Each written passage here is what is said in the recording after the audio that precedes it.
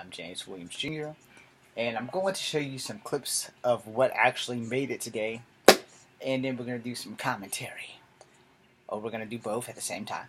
But mostly some of my stuff that I uploaded, it rejected, so you're not going to get everything. But we're going to do a little bit of stuff here, and then I'm going to call it a night because I got to get up and try to go to university to see if I can get some help for those things, and possibly try to buy some extra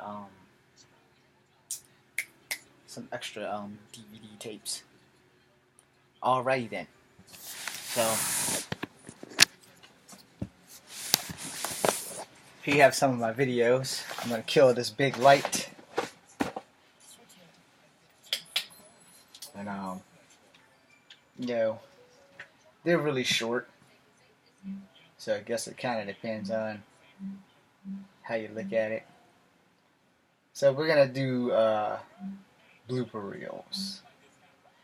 Alright, that is not a blooper reel, that is the sidekicks, and this is the other part of that, and that is the double. That's the Fighting Fan Part 2. Apparently that is a giant size Fighting Fan blooper reel. Let's go with the blooper reel.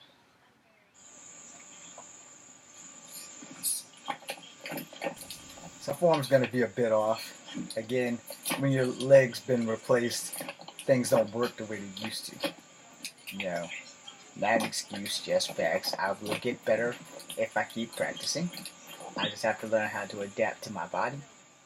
I caught that wrong, which is why that was a blooper reel. I think I do hit myself here also. Show must go on. Yeah. A majority of the whirling is done with my right hand. It just reverse. Yeah. But again, you know, without a sparring partner, it's kind of hard to actually do any kind of martial arts demonstration these days because people want to see fight scenes. And you can't make a fight scene if no one wants to be in the fight scene with you. Giant size Fighting Fan. So this is another. Yeah, I'm totally out of practice. Kind of. No. So that's the transition to my left hand. Your pole on the right is actually on the left, I think. Yeah, it is.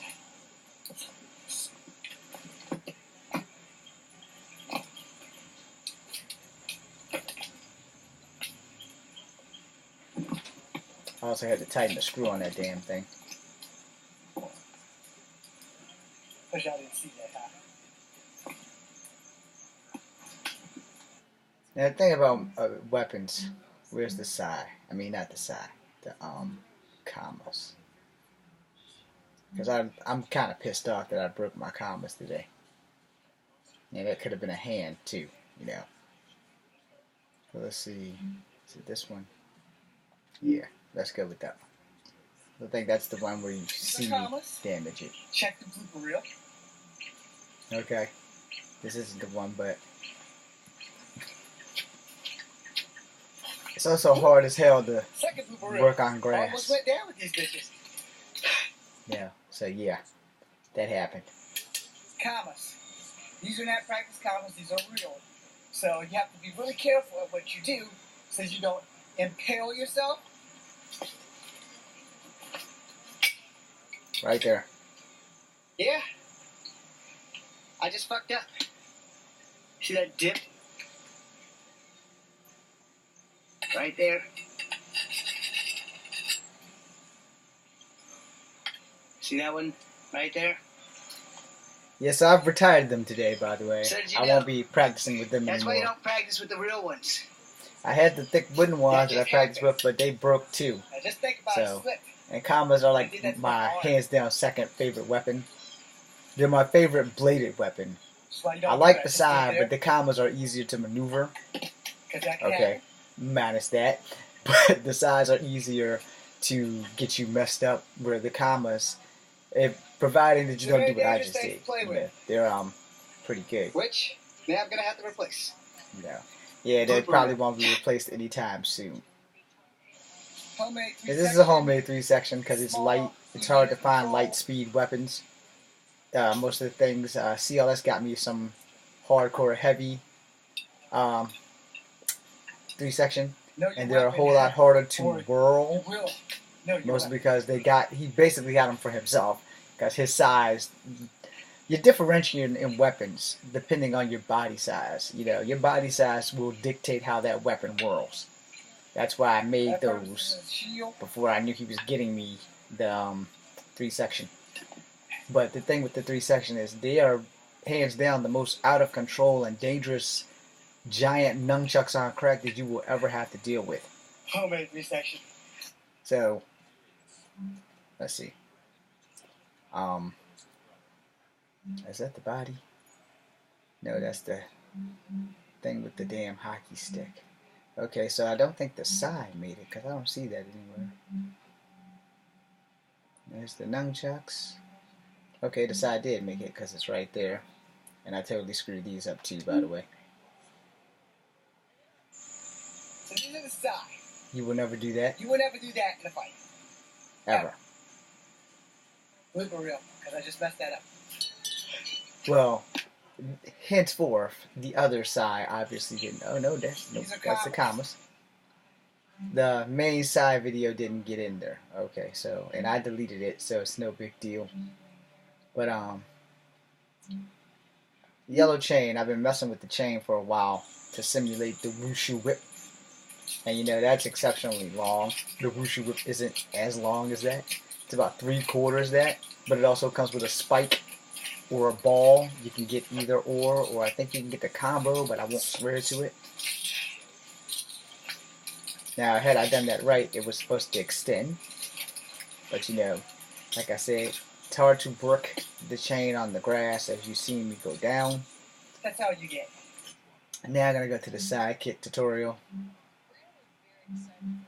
where your body is the real weapon. There's a reason why I'm going to show y'all this, and I do screw up a little bit. But again, like I said, my body. So, I'm making this tutorial about how, before you learn weapons... We're going to get past that and get right into it. Because I'm doing all that damn talking, which isn't necessary. But to explain the video, it was necessary. Y'all can come and find the damn video. You must learn come on.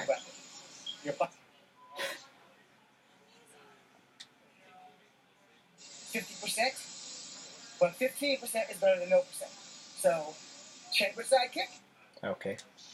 Boom, boom. Now the reason for that is, you know, depending on who teaches you what, everyone teaches martial arts differently. They never teach you exactly how they learned it from their teacher because their body didn't work like their teacher's body. So you have to understand that. And once you understand that part of martial arts, you can pretty much have it hands down. Now, in a real fight, I don't have time to worry about what it looks like. I'm going to have to get this shit done. There you go. So, when you're mounting your sidekicks, you need to understand your leg is only so long. Everything else is on your opponent. If they get through your defenses, your sidekick has failed. But if they get close enough for your sidekick to connect, you want to connect somewhere that you are going to do maximum damage with minimum effort. So your target zone is here. Now, if you sharp and you catch them here, fight's pretty much over both ways. If you catch them in the throat, damn sure done. But if you catch them here, it's done. You're going to knock the wind out of their body. So, from there, when you kick out, you grab them. Knee, elbow. Now, people are like, this is bullshit. Okay, get into a fight. Then see if it's bullshit. Because you're not going to know what you're going to do until the fight happens. That must have been the phone calls that I missed. Of what you should, could, or might not be able to do or able to do. So, you sidekick them, and they stop right here. They're like right there, because you just sidekick them. Chambered at that, you got the knee. Boom! That knee's the closest knee, that beat Kung Fu. You want to add power, you use this knee, which would be karate or Muay Thai. Okay? Now, if they've already doubled over, and you don't want to use the knee, then you just knuckle punch their ass, and they're going to go down. They're already hurt, because you've already knocked the wind out of them. Boom! If they're not on drugs, they're not going to have a speedy fucking recovery. So I'm sorry for swearing at you people. should be as brutal as I'm about to discuss. You sidekick them, and you knee them, and then you just drag them to the ground. Put your knee in the back of their neck. They're not going anywhere. You don't want to I'm kill sorry them, for the but you want to keep them from brutality killing of that. you. So But the put your bottom knee in line the is back I'm of their neck. 5'3", They're pretty much and I done. can't play with people. Yeah. When we get the rumbling, it has to end quickly. Let's go to other kicks that you can I'm use also in 46 fights. years old, so I don't have time to play Fights are very games. situational.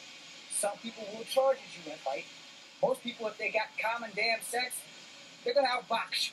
They're gonna try to outbox you. Jab, jab, jab, hook, jab, uppercut, jab, cross. They're gonna try to make you fight their fight. Rule number one: when you are engaging in enemy's territory, you change their fight to your fight.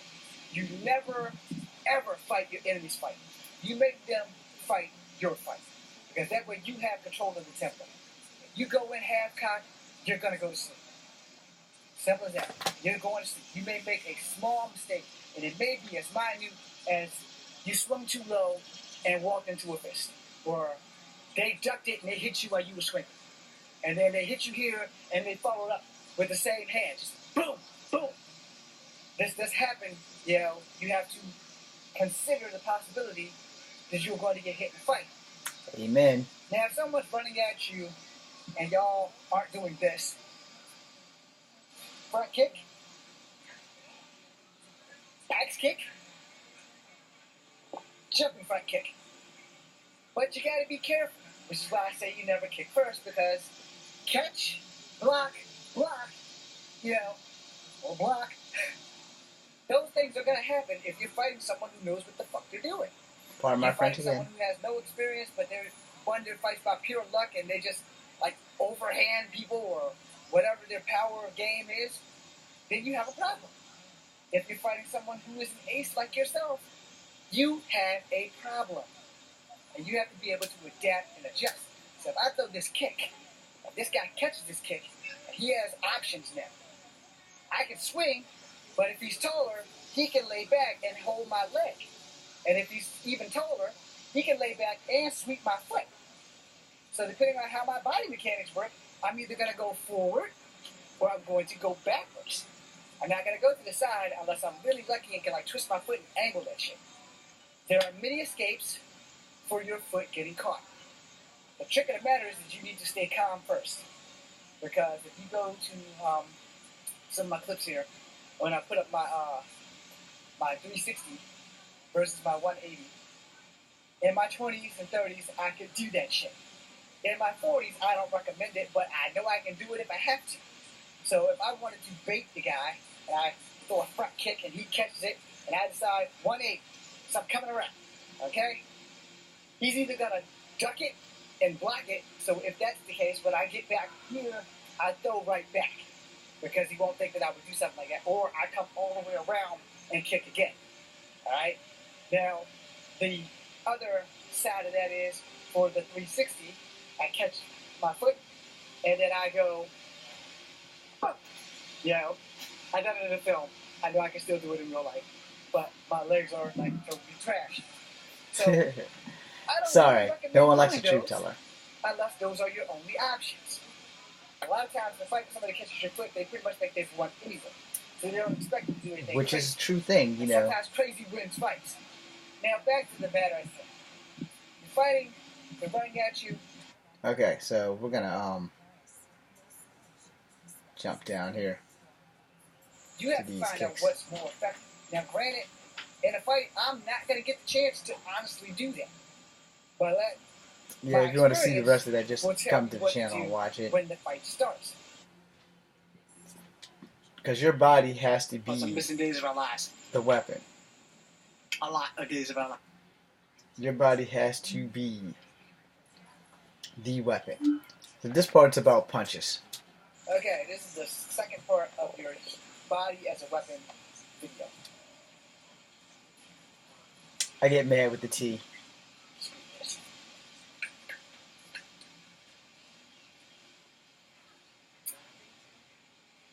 So let's get down to punching.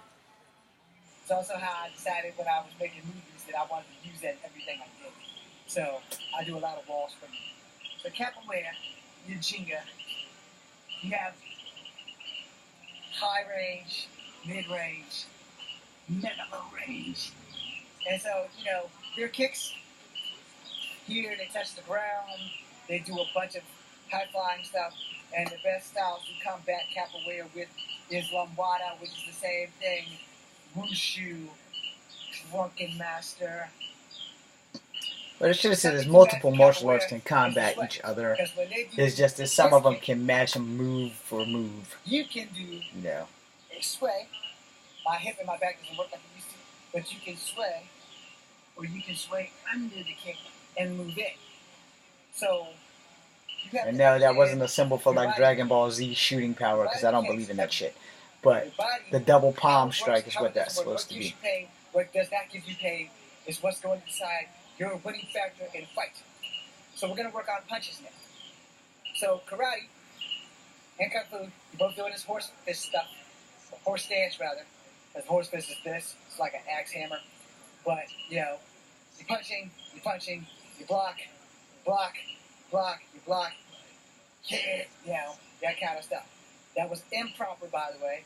The real part should have been here, and then the block here, and then back here. If you're going to do forms. Well, I suck at forms. So, you know. No one likes the truth teller. I'm going to get you like this. I'm not going to go into crane. I'm not going to go into snake. I'm not going to go into tiger. I'm not going to go into dragon. I'm not going to break into mantis. I think this thing just stopped. No, it didn't. Still going. Okay. So, your strikes. Your mantis strike is a two-finger strike. So you have to figure out where I'm going to show some skin, so I'm going to go ahead and get past this. We're going to attempt to get past this. So this is where I show you where you poke people. They taught us the indentions. Everywhere there's an indention. Everywhere there's a joint, there's a pressure point. So in here, up here, these places here, they work, and if you're into grappling, those things help you when you grapple, because plan and compliance works for most people. So if they're throwing a punch here, and you're doing karate, it's block and counter. If they're throwing a punch here and you're doing kung fu, it's sidestep, break, counter. Understand? For kempo, it's whack, counter. But in kempo, every strike is a block, every block is a strike. Kempo has a lot of sayings. You'll get used to it. So if they're going crane or snake, here's the difference. Crane, snake has a mouth there. The crane only attached with the beak closed. The snake has its mouth open so that it can reach. So a twisting snake, because the snake has a mouth. Okay? I'm still a cut little fucker. Your mantis has 2 claws. Even though they only have 6 legs, they have 2 claws on the tip of the big 6 legs. So they're going to strike. When they're going to strike in fleshy spots. So in these indentions, just like kempo, if you know where these indentions, these dimples and stuff is on a person's body, those are your target zones because they're easier to manipulate. Okay? Hopefully that made some sense. So guys running at you, you sidestep and throw a mantis strike to the gut. Your target here. Or if you block and you strike, your target is here, or your target is here. If you hit here and go that way, you've changed your style because you sidestepped and you slapped up with a chop to the throat, or whatever the hell you have in plan at the moment, at the time. Now, when I was learning karate, my hands were always closed when I'm doing this. When I learned kung fu, my hands were open so I could practice closing on impact. Now, in a real fight scenario, this ain't gonna work. Alright? You're not gonna remember to close that fist on impact. You're gonna be jazzed up on adrenaline. You're gonna be moving around, and you think you're gonna do that? Look carefully. Jagged up. Yeah, that ain't gonna happen. You're gonna go in there like this, and you're gonna stay like this. If you go in there like this, and you think you're gonna do this, cut that out, because that's gonna get your ass kicked. So you're fighting. Like I said, you got nobody those likes jabs, to shoot those jabs, and you might. But the whole reason I'm making this video was because some of my videos didn't qualify.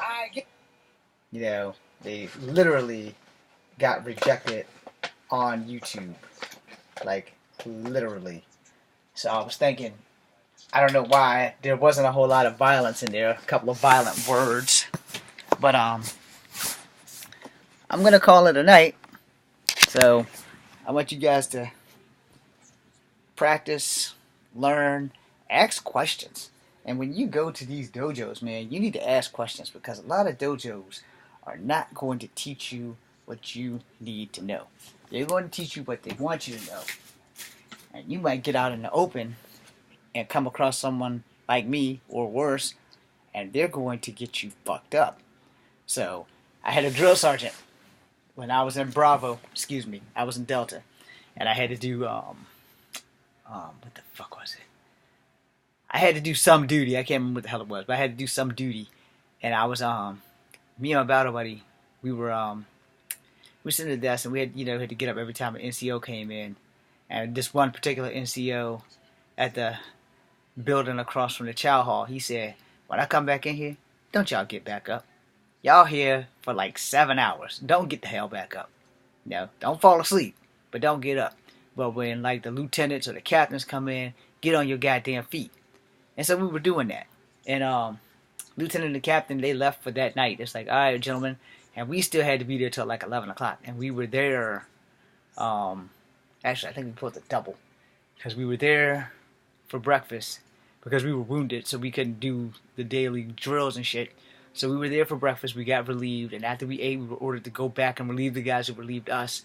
And then we got relieved for lunch by the same two guys, and then we relieved them, and then they didn't have to come back until like 11 at night. Because they had to stay there over basically a couple of hours for the nighttime. But when we had to do doubles, that worked sometimes, but we got to go to sleep. Most of us didn't get, when we were wounded in Delta, we didn't get to go back in till like almost 2. But you're not doing absolutely nothing. You're doing the guard duty or your post or whatever. And one of the drill sergeants that happened to be with us that night happened to be a Friday, which is why we got to stay till 2. He told us, because we were learning combatives, and he said to us the same thing I had said when we first started learning BJJ. I said, this shit's not good, yo. He's like, what? I was like, man, I'm a martial artist. I was a martial artist before I came here. I said, this shit's gonna get somebody fucked up. He said, well, what are they teaching y'all? I said, they're teaching us Brazilian Jiu-Jitsu. He's like, that's the shit where you gotta roll all over the ground? I said, yeah. He said, how you feel about it? I said, drill sergeant, can I be honest? And he said, yeah. That's why I asked you. I said, man, this shit fucking sucks. He said, I keep telling them that shit they teaching y'all is gonna get y'all killed. I said, if you want to learn martial arts, you want to learn something you're going to keep on your goddamn feet. Learn karate, learn kung fu, learn anything but Brazilian jiu-jitsu. And they keep telling me to stand in my position. And so I looked at him and said, well, I've been doing martial arts since I was 7 years old, dude. And I ain't never seen nothing like Brazilian jiu-jitsu. And I don't like it. Which is why I said, I can roll with y'all, but, it's not my thing, I was always taught if I'm on the ground and the dude's on top of me, it's pretty much a done deal. So I can't let that happen. And he, the drill sergeant, big old white guy, he said the same thing. He said, your family must know my family because they always told me if I'm on the ground, it's too goddamn late. And so we got a good laugh off of it. But I'll make a second video. But every martial art is different. Everyone. They're the same but different. I'll explain that in the next video.